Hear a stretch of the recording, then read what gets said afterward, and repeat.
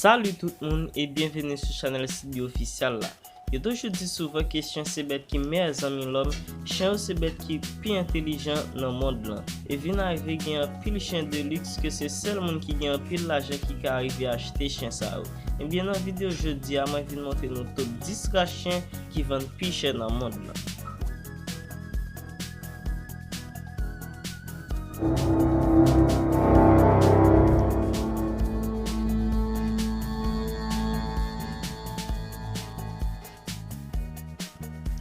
Juste avant de commencer, je demande à vidéo à like, soit apprécié l'idée, pas oublier abonner à la chaîne là, si vous pouvez faire ça, peser la cloche notification et une façon pour recevoir une notification à chaque vidéo n'a plagué sur la chaîne là. Faites ça parce que c'est gratis ou pas payer un goût pour ça.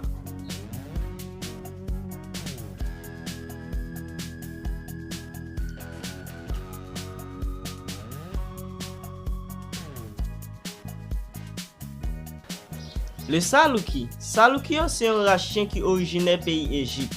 Yo c'est chien qui aime tout le monde et yo c'est chien de chasse. Yo c'est un race chien domestique qui pi ancien, mais yo c'est un race chien qui ra en pile. Yo ka vivre de 12 à 14 ans. Yo ka courir en vitesse maximum de 69 km/h. Yo gen différentes couleurs en coup blanc, crème, doré, rouge.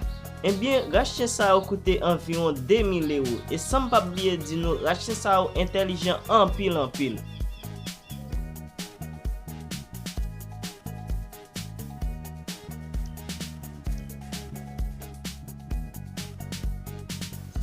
Le bulldog anglais. Bulldog yo c'est légendaire ami l'homme. Yo gen un tempérament affecté. En fait, c'est un compagnon idéal. Yo apprécie chien ça dans 4 coins monde blanc. C'est un chien qui est vraiment populaire. Bulldog anglais c'est un chien yo trouvé naturellement originaire pays Angleterre. Yo ka vivre de 8 à 10 ans. Femelle chien ça a une taille de 31-40 cm et yo gen un poids de 18-23 kg. Mâle yo gen une taille de 31-40 cm et yo gen un poids de 23-25 kg. Eh bien, racheter ça a coûté 2000 €.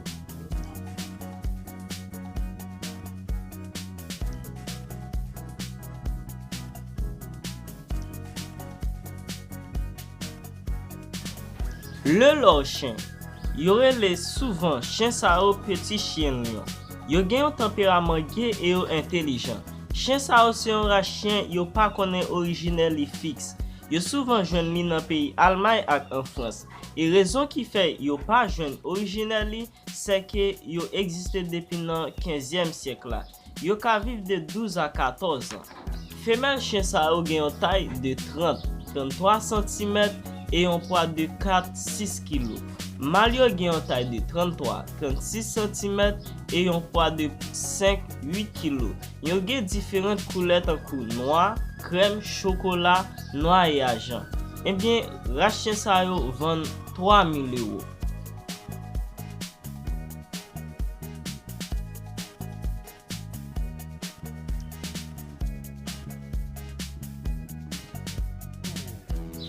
L'Akita Inu. Akita yo qui c'est un race chien qui origine japonais, mais jounen jodi a gen plusieurs races tankou Akita japonais ak Akita américain. Chien sa yo vraiment fidèle. Yo pa jamais gen confiance dans moun yo pa konnen. Yo fait un excellent chien de garde. Chien sa yo ka vivre de 10 à 12 ans. Femelle chien sa yo gen une taille de 58-64 cm ak un poids de 34-50 kg. Mâle yo gen une taille de 64-70 cm ak un poids de 34-54 kg. Eh bien, racheter ça yo vend 3500 €.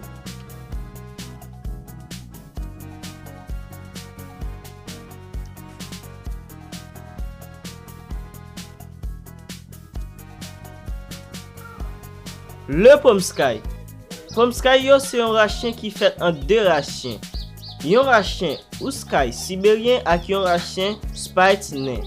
Yo pas reconnaître race chien sa yo en France. Et yo trop récent. Race chien sa yo c'est un croisement qui très à la mode. Yo décrit chien sa yo comme joyeux et caractère agréable. Eh bien chien sa yo vend 5000 €.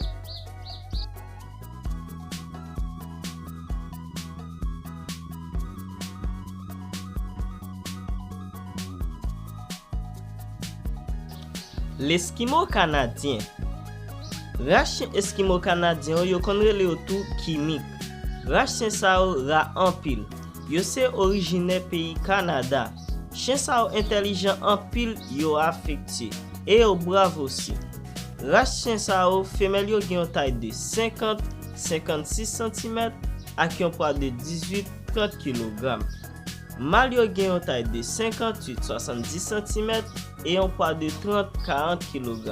Eh bien, race chien sa yo gen yon prix de 5 000 €.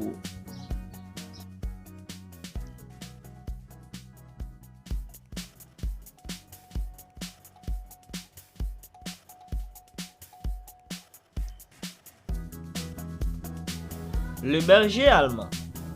Berger allemand yo se yon race chien ki se chien police, chien de garde ak chien ki zanmi moun. Pa gen anyen ki race chien sa yo pa kon fè. Se rezon sa ki fè yo fè pati race chien ki pi populaire en France et yo fè pati race chien ki pi intelligent tout. Yo apresye l pou gran kapasite apprentissage genyen. Se yon race chien ki tire non li nan pays origine ni ki se Allemagne kote li te fè apparition nan fin 19e siècle la. Race chien sa yo obéissant, yo intelligent, yo courageux et yo confiant. Femelle chien sa yo gen yon taille de 55-60 cm et yon poids de 22-32 kg. Mâle yo gen yon taille de 60-65 cm et yon poids de 30-40 kg. Eh bien, race chien sa a vendre 5 500 €.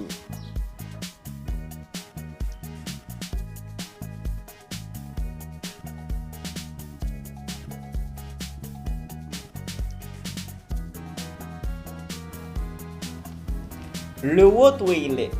Historiquement, c'est un race chien berger. Jounen jodi a yo plis itilize yo comme gardien et protecteur envers famille. Yo se chien police ou bien chien guide. Yo très affecté et dévoué ak met yo. Yo pas hésité mettre vie yo en danger pour protéger met yo. Race chien sa yo éduqué avec respect, mais caractère obéissant ak docile yo gen rend yo facile pour éduquer yo. Race chien sa yo se origine pays Allemagne. Yo ka vivre de 8 à 10 ans et c'est un race chien qui confiant, courageux et solide. Femelle chien sa yo gen yon taille de 56-63 cm et un poids de 35-48 kg. Mâle yo gen yon taille de 61-69 cm et un poids de 50-60 kg. Eh bien, race chien sa yo vend 6 000 €.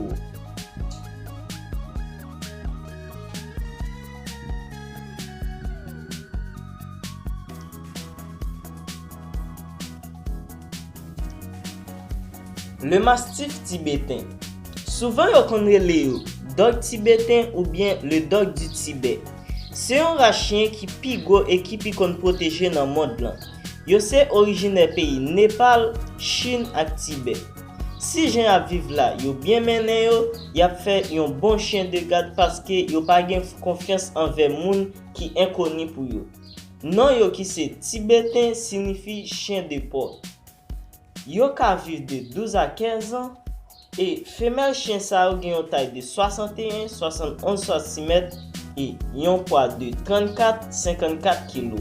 Mâle yo gen yon taille de 66-76 cm et yon poids de 45-73 kg. Yo gen différentes couleurs tant que noir, marron, gris ak quelques autres couleurs toujours. Yo vend 6 000 €.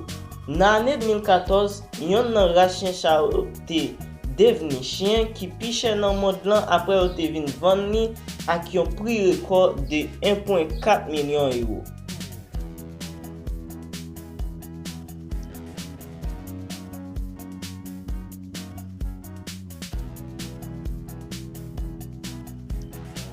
Le Samoyed.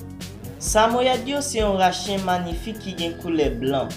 Les chiens sa yo ap jwe yo pa jam fatigué. C'est un race chien que ti moun apprécie en pile. Yo se originaire pays Russie européenne ak Sibérie occidentale. Yo ka vive de 12 à 13 ans et m'a profité di nou race chien sa yo c'est pas un race chien qui facile pour élever. Yo aime jouer ak ti moun et en même temps yo danger tout. Femelle chien sa yo gen une taille de 48-53 cm et un poids de 16-20 kg. Mal yo gen yon taille de 53-60 cm et un poids de 20-30 kg. Eh bien, race chien ça au vend 9000 €. Map di merci à vous qui regarde vidéo ça jusqu'à la fin. Pas oublier abonner à la chaîne là, support qu'on fait ça. Pesez ti cloche notification yon façon pour recevoir notification à chaque vidéo m'lage sur channel là. Partagez vidéo pour que arrive jeune plus monde. Ciao ciao, n'a pas encore dans l'autre vidéo. Bang bang.